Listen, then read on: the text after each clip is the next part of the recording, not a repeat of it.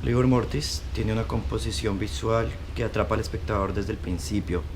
No solo tiene suspenso en su historia, sino que mantiene la tendencia al claro oscuro en todo el episodio. Me gusta cómo cuentan la historia, dejando pequeños detalles que casi obligan a la persona que está viendo a través de la pantalla a quedarse hasta el final, retocando dichos detalles con juegos de edición modernos que acercan la trama al género suspenso, o por lo menos para mí así lo fue. Rigor Mortis tiene todo para convertirse en una gran serie, un buen inicio, un buen nudo y un excelente final, que por cierto da un giro a la historia de quedarse a ver más. Felicitaciones a este equipo de trabajo. Ho visto la puntata che tanto attendevo, visto il successo della prima, è stato molto bello, non vedevo l'ora di vedere il secondo. Riguardandola adesso e vedendo il secondo inizio a capire cosa gira forse nella testa degli autori e della regia, che devo dire è fantastica. Sono immagini strepitose, nuove per quello che mi riguarda. Non so dire esattamente i termini giusti, sono una musicista, dico che sento in tutto questo un giusto ritmo, un andamento e dei colori fantastici. Per quello che riguarda il contenuto mi ha colpito molto, quella che comunque ci dovrebbe far riflettere, il momento in cui insomma la persona si ritrova a non essere quella che sembra, ci fa riflettere sul fatto che forse la ruota gira e bisogna essere un pochettino più comprensivi. Ovvio, è inutile parlare del razzismo, nasce dall'ignoranza, il mondo non ha confini. Sono onorato di essere opinionista di questa web series. Mi ha colpito molto sia la prima puntata che la seconda, perché trattano degli argomenti importanti che rispecchiano un po' la nostra società, dove tra l'inizio e la fine ci sono due lati, no, della stessa medaglia, guardati appunto da prospettive diverse. E allora cos'è l'utopico e il distopico? È solo una questione di numeri, perché noi definiamo distopica la puntata, però in realtà, stando un po' come va il mondo, alle percentuali delle persone per come vivono, per molti potrebbe essere utopica, perché io posso vivere un dramma, una situazione tragica, ma se poi nell'ambiente in cui vivo tutti vedono questa cosa come positiva, io praticamente sono la vittima, ma per loro lo scenario è utopico. E allora che cos'è l'utopico e il distopico? Solo una questione di numeri. E se è vero che il mondo praticamente gira al contrario, è molto probabile che tutto ciò che per noi è distopico, per altri è utopico e viceversa.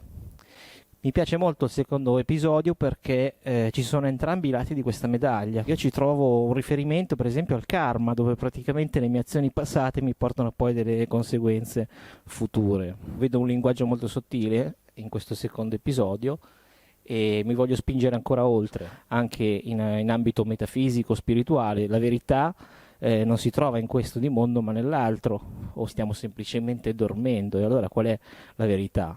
Qual è l'utopico e il distopico? Questo episodio è veramente bello, soprattutto anche per le scene che sono state montate, per gli effetti che danno una sensazione molto forte di questo tema. Infatti mi è piaciuta tantissimo la scena dove c'è questo angelo che viene praticamente illuminato, dietro di lui appaiono le sue ali. Diversamente da tutte le varie scene che sono molto scure, vedere questa scena così illuminata dà un bellissimo effetto. Noi purtroppo viviamo in una società che ci impone questi canoni di cosa è giusto e cosa è sbagliato. Infatti la ragazza nelle prime scene si vede proprio che viene consigliata dalla mamma nel stare attenta, nel guardarsi intorno, come se dovesse aver paura di qualcosa che effettivamente non c'è, anche perché poi il suo angelo custode appunto è uno di queste persone da cui la mamma la mette in guardia. Mi piacciono i toni che sono stati usati, mi piace questa visione un po' alla George Orwell, no? In cui si è tutti segnalati,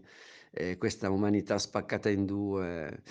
La cosa che mi è piaciuta di più è questa visione, diciamo, del ragazzo nero contro il muro, che poi si trasforma in questo angelo nero. È una cosa inconcepibile, nel senso che se guardi le cose sotto il punto di vista naturale, le diversità sono inevitabili. Ma, da queste diversità naturalmente pensare che ci sia qualcuno che sia meglio di un altro è un'operazione che non ho mai capito. Il lavoro è bello, cioè si riconosce una firma, una mano, cioè è difficile produrre delle cose riconoscibili. E invece qui si vede che c'è proprio un carattere preciso, che c'è un linguaggio preciso. E questo veramente mi ha colpito, perché nel mondo del cinema ormai si è fatto di tutto e di più. E vedere insomma dei lavori fatti così, con carattere, personalità, calcolando che non sono lavori di persone che lo fanno da 100 anni, per cui affacciarsi in questo modo, con questa personalità, mi colpisce molto. E poi anche le tematiche sono tutte quante validissime. Quindi senz'altro i miei complimenti sono più che, sono più che motivati. Ho visto Livor Mortis e lo trovo veramente d'impatto, sia per la perfetta atmosfera cupa, sia per le parole usate, come per esempio cittadini superiori, oppure che hanno fatto bene a tagliargli le corde vocali. Complimenti, lo consiglierei a tutti. Se il livello di attenzione è quello di pochi minuti, il cortometraggio è riuscito bene nell'intento, cioè quello di dare in poco tempo l'idea e cosa c'è dietro il razzismo. Il razzismo che divide e il razzismo che alla fine ci si ritorce contro.